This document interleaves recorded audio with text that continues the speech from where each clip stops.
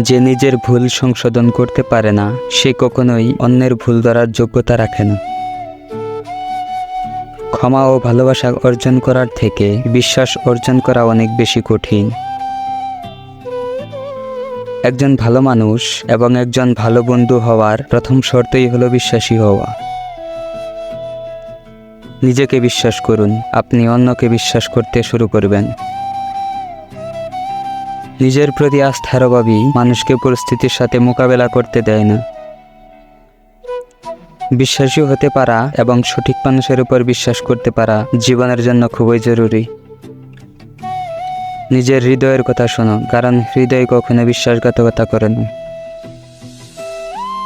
দৃঢ় বিশ্বাস ও অনবরত প্রচেষ্টা মানুষের জীবন যুদ্ধের অন্যতম প্রধান হাতিয়ার।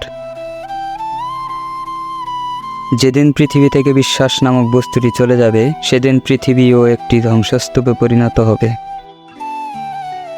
বিশ্বাস সত্যের সাথে শুরু হয় এবং সত্যের সাথেই শেষ হয়।